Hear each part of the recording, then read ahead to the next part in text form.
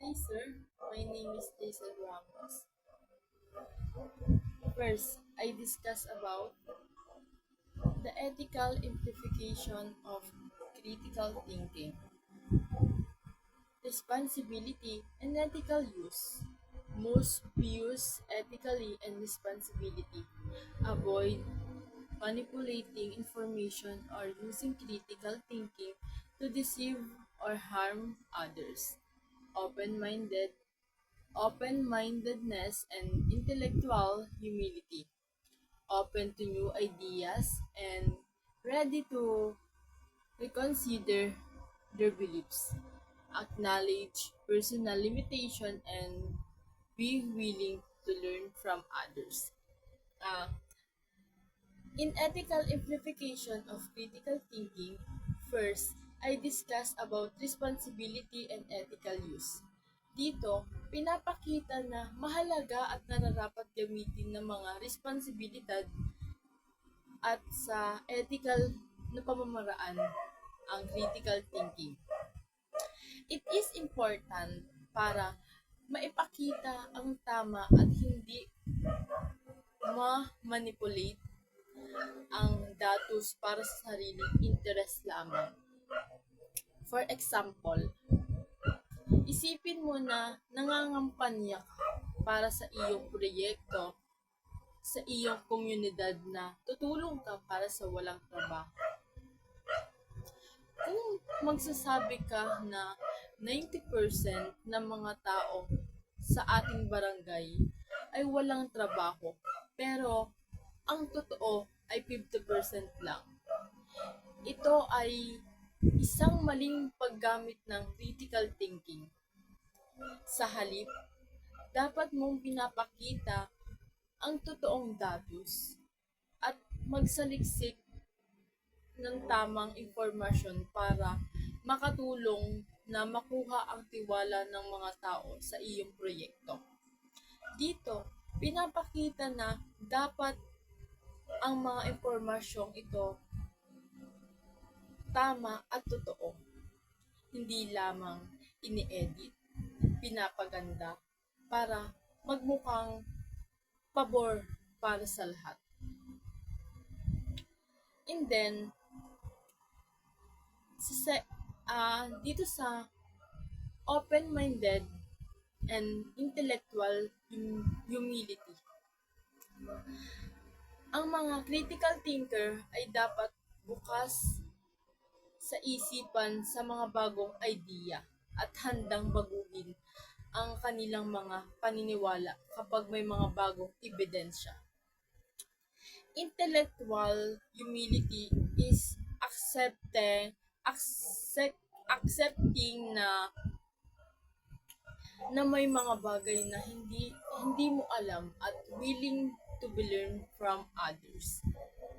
For example, sabihin na nating ikaw ay nagtatrabaho sa isang team na nag-a-analyze ng mga solusyon para sa traffic congestion sa syudad.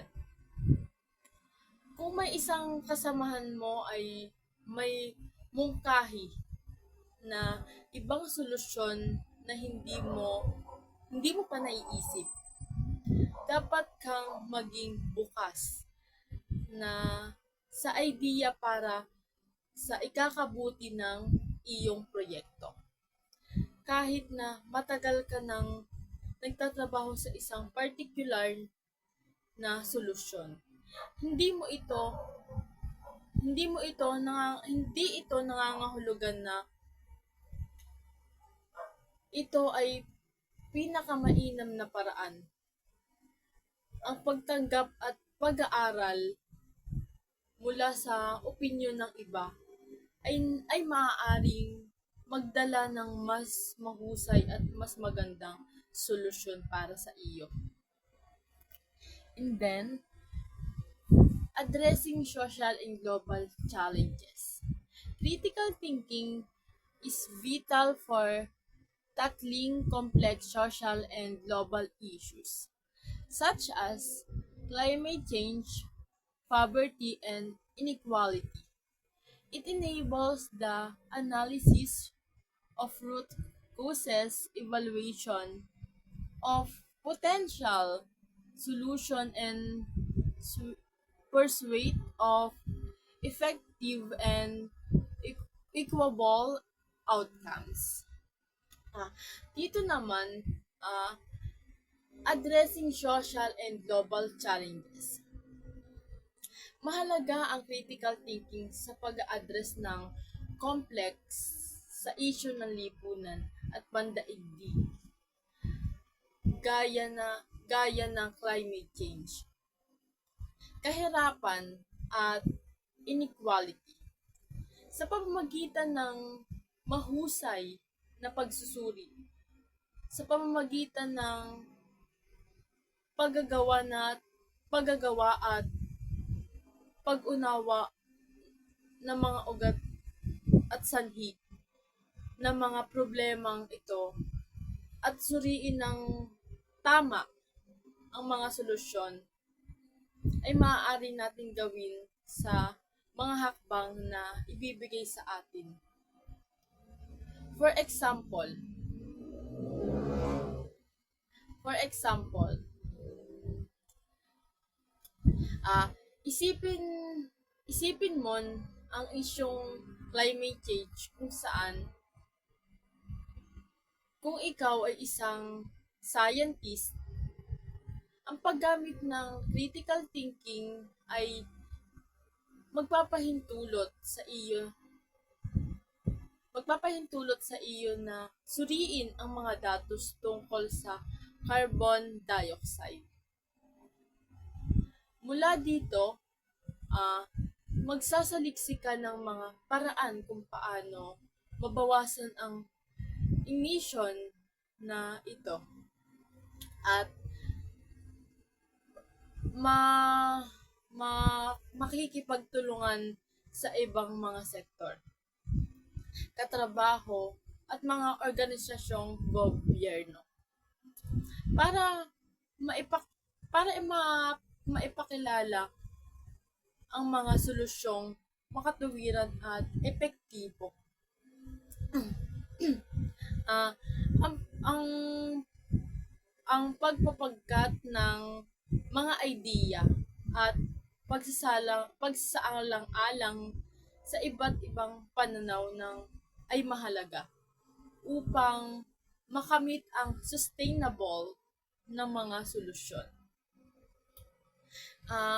Sa kabuuan, mahalaga ang ethical implication pagdating sa critical thinking kasi mas nagiging responsibilidad hindi lamang sa sarili kundi sa kapwa, gayon din sa ating lipunan. Second, I discuss about critical thinking in the law. Legal decision making, evaluating evidence, interpreting laws, making impartial judgment.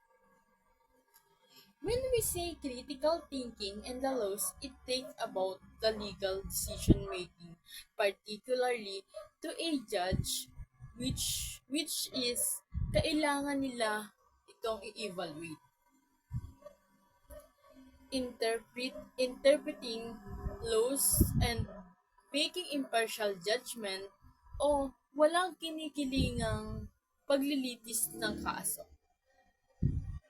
As a judge, nangangailangan sila ng mga kasanayan sa critical thinking kung saan masuri ng maayos ang mga ebidensya, bigyang kahulugan ang mga batas, at gumawa ng walang kinikilingan na mga desisyon. For example, sa kriminal na lilitisin, di ba? They present a testigo and physical evidence. Dito, sinusuri ng hukom kung maaasahan ba ang titistigo. They evaluate or tinitingnan ng mga positibong bias o motibo. At when it comes to physical evidence, tinitingnan nila kung legal ang nakuhang physical na ebidensya, tinitiyak na hindi ito lumalabag sa Bill of Rights, civil laws, constitution, constitutional laws, o anumang laws na sa ating bansa.